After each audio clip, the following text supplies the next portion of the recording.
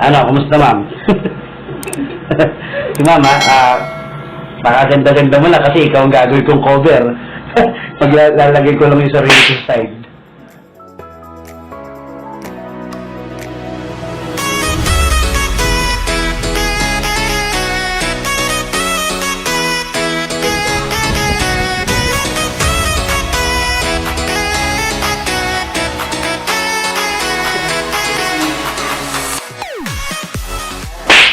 Si Lord Mark na factory. So yan, nagbabalik tayo ngayon. Meron tayong client na darating at siya naman po ay magpapa-laser tattoo removal. Okay? So hindi tayo magluluto ngayon guys. Panoorin niyo ako kung paano ako mag-laser tattoo removal. Baka sakaling kayo ay may tattoo gustong ipatanggal, at least magkaroon kayo ng idea. Paano po yung mga proseso na yan, madali na lang para sa inyo at makapag-isip-isip kung paano ang gagawin ninyo pag meron kayong tattoo na gustong ipabura. Okay, balikan ko kayo guys. Tayo dito, magkape muna tayo. Tara, kukuha lang ako ng sasok saglit. So ayan na guys, ito muna tayo para ganahan naman tayo. Okay, punta na tayo sa shop. Okay, para makita niyo yung shop. Medyo hindi pa maayos guys kasi nagpapa-renovate kami ngayon. Hindi ko pa ma-finalize kung aayusin ko pa talaga to or hindi pa, kasi meron talaga akong designated na area dito sa bahay, which is yung second floor. Okay, so ito muna ngayon ang pinagtsatsagaan ko. As of now, hindi ko pa talaga alam kung pwede ko pa itong ayusin kasi baka mamaya sayang yung panahon. Okay, at syempre sayang din naman yung pera. Okay, so may papakita ako sa inyo. Alright, so guys, ito nga pala yung ating laser tattoo removal machine. So medyo may kamahalan ito nung nabili ko. Parang naglalaro siya around siguro mga 70 to 80,000, mga ganun, more or less. Okay, kasi ito is nasa second batch pa nung nabili ko to. So medyo bago-bago siya. Unlike yung mga bago ngayon, syempre siguro mas mura ngayon, ewan ko, hindi ko alam kasi medyo marami na yatang available ngayon.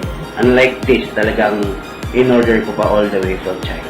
Okay, so lakasan lang din ang loob. So may mga features yan, LCD na rin yan.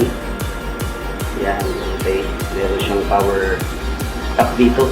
Okay, so in case magkaroon ng emergency, meron siyang stop dyan, meron din siyang key switch. So nandyan yung mga guys, iba-ibang functions niya. Actually, ginagamit din ito para dun sa black doll. Okay, yung kung alam niyo yun, ilalagay ko dyan sa video mamaya para at least makita nyo kung ano yung visible ng black doll. Okay, so ayan yan. So habang waiting lang tayo sa client, magka-coffee muna tayo. Balikan ko kayo guys. Habang nag-aantay tayo ng client natin. Sa lahat ng gustong magpa-laser tattoo removal, kaya magpa-tattoo guys. Nagtatattoo din ako.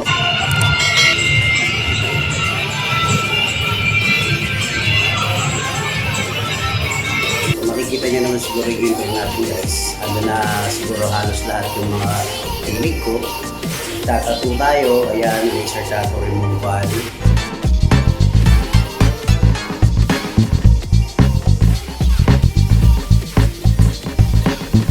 Music. Ayan, musician ako. I'm actually a drummer slash singer. More on drumming. I'm a drummer that can sing. Parang gano'n, okay?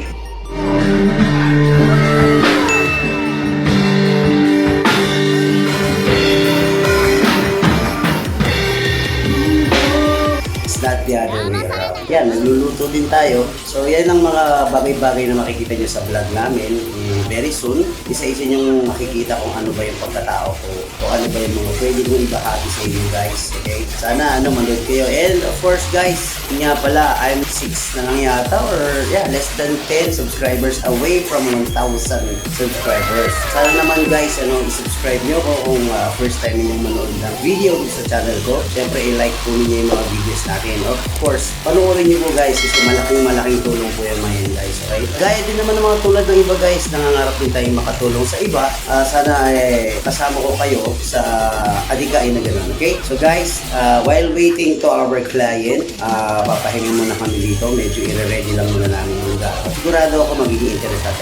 Alright, so ito na yung preparing ng ating workstation. So ayan guys, isprayan muna natin yan ng alcohol yung ating armrest at isasama natin pati yung paligid para masigurado lang natin na walang germs na makakalusot. Okay, ngayon ibabalot din natin ng cling wrap yung ating armrest para siguraduhin na malinis yung pagpapatungan ng kamay ng ating client kasi nasa kamay yung tattoo niya. Okay, yan, so dodoblehin natin yan para sigurado. Tapos piniprepare na rin natin yung basurahan. Ngayon lahat ng gagamitin natin, pupunasan natin ng tissue na may alcohol. Okay, So, ma'am, ano kasi pangalan, ma'am? Erica. Yan. Ito guys yung kanyang tattoo. So I hope makita ninyo yan. Bali, second session mo sa akin kasi guys, ito si Ma'am nagkaroon na siya ng first 2 sessions sa ibang aesthetic shop. Nagpa-laser na siya. Bali sa akin yung third session niya at ito nga ngayon yung fourth session. Kung makikita niyo meron siyang color, kulay blue. Hindi niyo lang masyadong makita ngayon kasi medyo naglabo na siya. Okay, so ibig sabihin effective, diba? Ilang weeks ka nagpagaling mo? 3 weeks. Oo. Ngayon naman medyo okay na siya, hindi na siya silver skin. Mabilis lang naman to. Sige. Okay. para magsusuot tayo ng gloves para siguradong malinis yung paghawak natin kay ma'am. Okay, Ayaw mo after resell sa no? okay, bali binigyan natin ng salamin si ma'am para maprotektahan yung mata niya habang tinitignan niya yung process ng ating laser tattoo removal. At tayo rin naman meron tayong goggles na special para makita natin mabuti yung ginagawa natin. Okay, kasi very dangerous pong tinitignan yung ating laser beam. Masyado pong malakas yung ilaw na yan guys, nakakabulag po yan.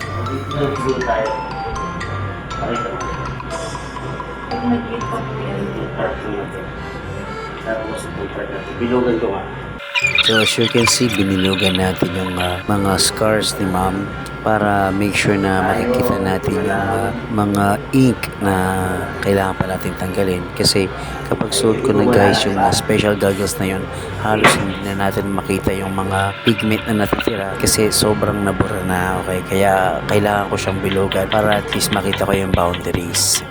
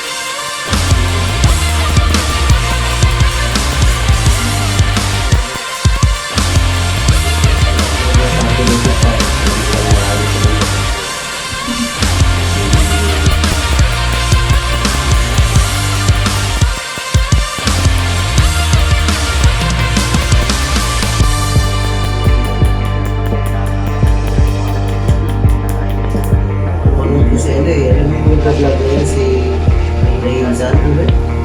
Yung call center Rayzan.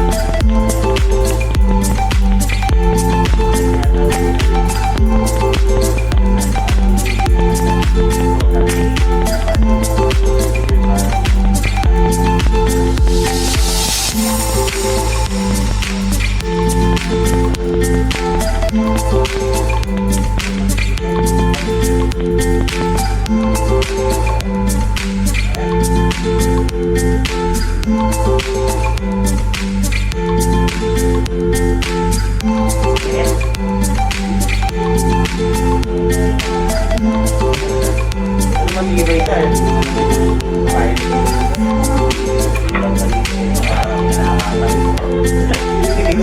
Hindi ko makalap na lagi kasi marami pa yung aray. Siyempre kapag ganun, baka kami ibig na merong matag ito. Merong gustong magpatanggalan na to. Wala kaya.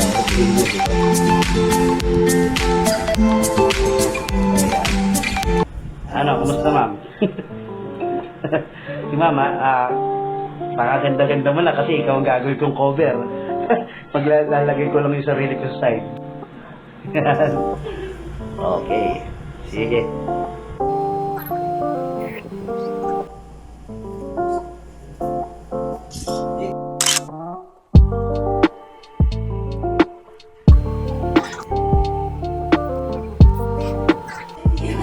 Sige, para ito yung lalagay ko sa thumbnail. Kumari ako na hindi masakit. Yan.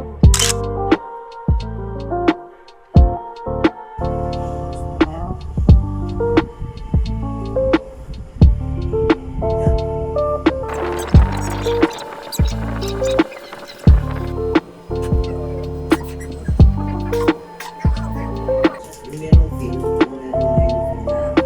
pero naman kaya lang kasi yung problema ko baka may pagkatulang siya kasi may tubig yan, hindi kailangan i-release ng tubig.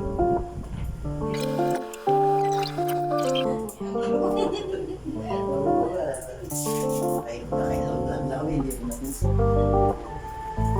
Pag naluto na yan naman skills na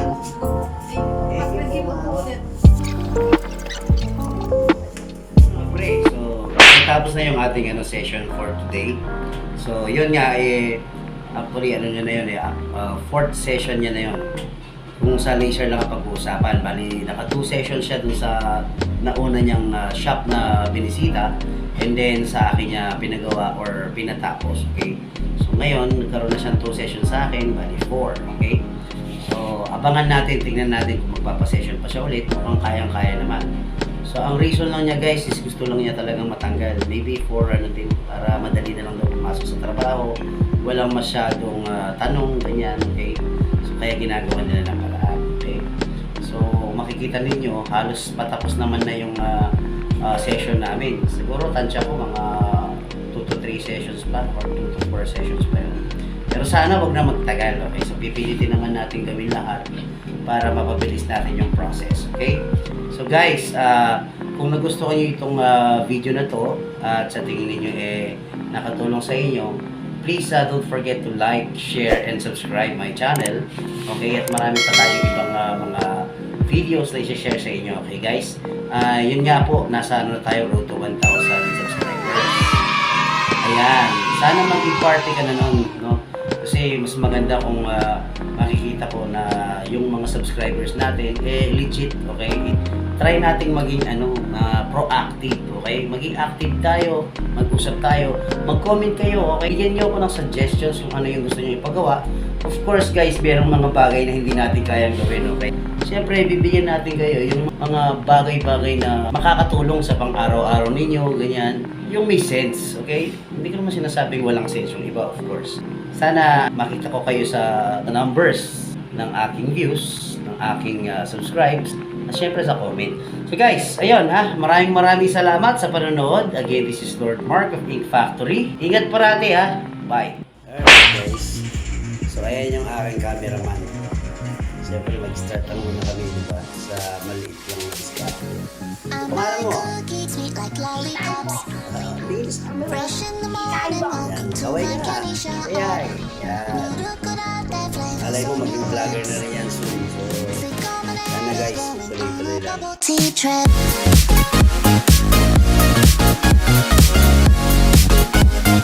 Going on a bubble tea trip.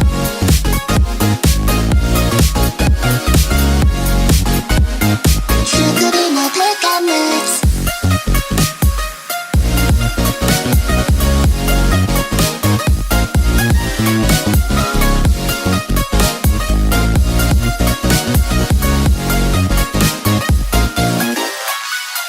My 心の準備がないそっと君の手を握りしめていたいアイスクリームがとろけるほど My eyes, your eyes まで見合いたい好きなんでしょ岩のように Floating on the clouds Want the arm and eyes flooding my head